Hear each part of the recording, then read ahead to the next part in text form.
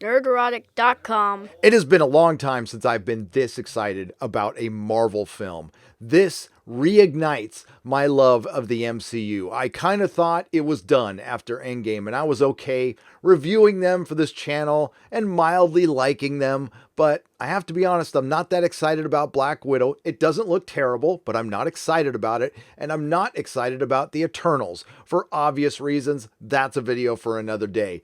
I am excited about this.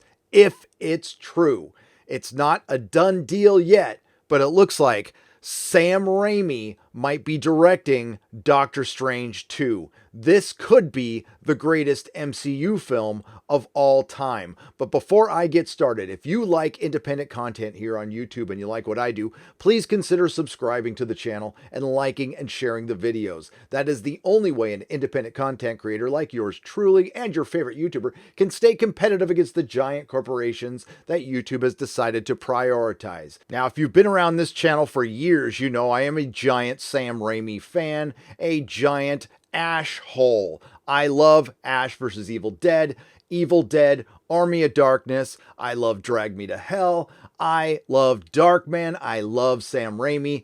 Spider-Man 2 is my co-favorite movie of all time with Superman the movie, Donner's Superman, one of the greatest of all time, and the Donner cut. But Spider-Man 2 holds up to this very day. It is still the gold standard of superhero films. He understood Spider-Man, and Doctor Strange is perfect because Sam Raimi understands Ditko, and that's what you need to do to make a decent Doctor Strange movie. Now, Scott Derrickson did a pretty good job. I thought it was a good movie, but this is a major step up from him. And the jaded part of me kind of thinks that maybe they had Sam Raimi ready to go, and it's like, hey, how do we get rid of Scott Derrickson? Let's start pissing him off a little bit.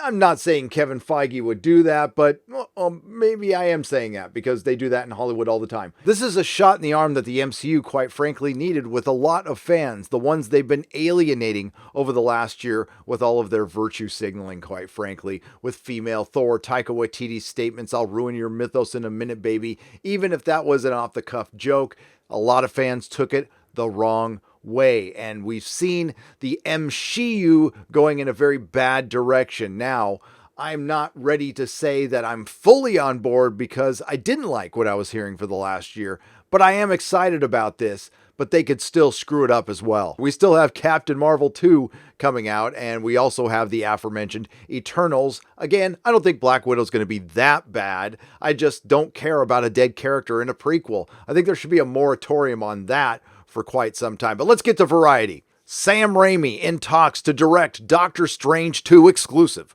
Sam Raimi, who helped launch the modern superhero movie with 2002's Spider-Man, which was a perfect movie for its time, by the way.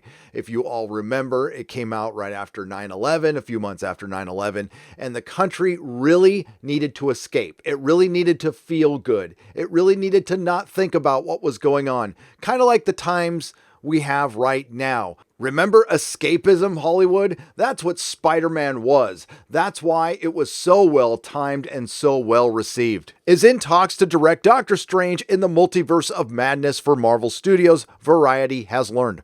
Raimi replaces original director Scott Derrickson, who Variety reported on January 9th had officially departed the project due to creative differences. Derrickson will remain as an executive producer. Awkward.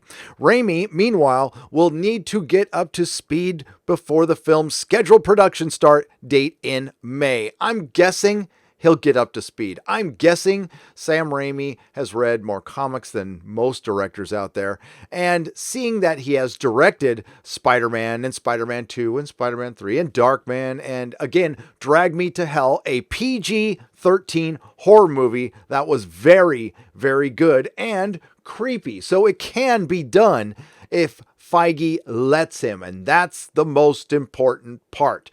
We know that Sam Raimi had problems with Avi Arad, but Kevin Feige can be just as strict in a very different passive-aggressive way.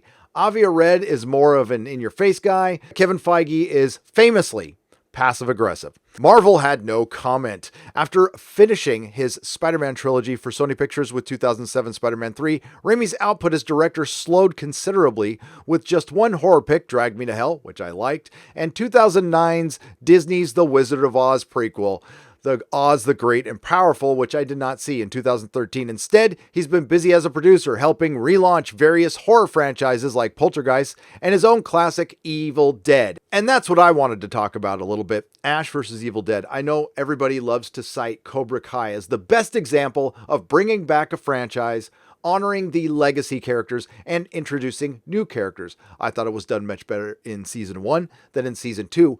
But where it was done even better was Ash vs. Evil Dead. It was done with respect because Sam Raimi was on board. He directed the first episode. Those first 2 seasons are damn near perfect. They are everything Evil Dead was about. And if you haven't seen it and you're a fan of that, what the hell are you waiting for? This is something of a coup for both Raimi and Marvel, given Raimi's reputation with comic book fans. 2004 Spider-Man 2 is still widely regarded as one of the best superhero movies ever made. And with 15 features to his name as a director, including the beloved horror trilogy The Evil Dead, Evil Dead 2, and Army of Darkness, Raimi is also the most established filmmaker to join the Marvel Studios fold since the earliest days of the studio, when Kenneth Branagh and Joe Johnston respectively directed the first Thor and Captain America movies in 2011. Both totally underrated. I love the first Captain America movie, and I really like the first Thor movie, and bringing those directors on did mean something. And this, if it's happening, shows how serious Kevin Feige is taking this. It seemed like to me they were coasting a little bit, and now it looks like they're trying again. This is effort. The fans will love this. Since then, Marvel's MO has been to hire talented filmmakers who've made just a few or zero features before. How do you know if they're talented if they've never made anything before? And come on, Captain Marvel was horribly directed.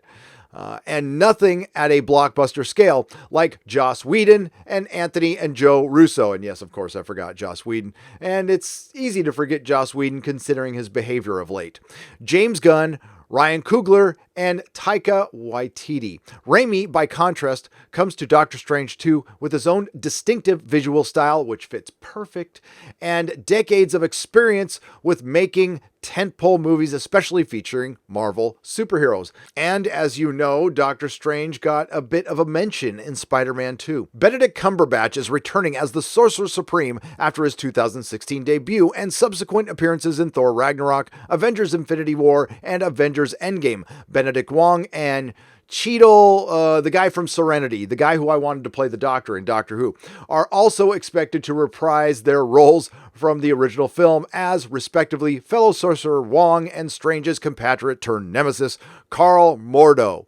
And Elizabeth Olsen has been tapped to reprise her role as Scarlet Witch, aka Wanda Maximoff, for a storyline that Marvel Studios chief Kevin Feige said will link up with her Disney Plus series WandaVision, which will debut in December. And quite frankly, I didn't care much about the Disney Plus series. Nothing about them sounded exciting until I saw the trailer. I saw things in motion, and I have to say, I'm interested in WandaVision. I'm interested. Rachel McAdams, however, will not reprise her role as Strange's colleague, Christine Palmer. I wonder why. Doctor Strange in the Multiverse of Madness is scheduled to open on May 7th, 2021. So they better hire him pretty damn quick.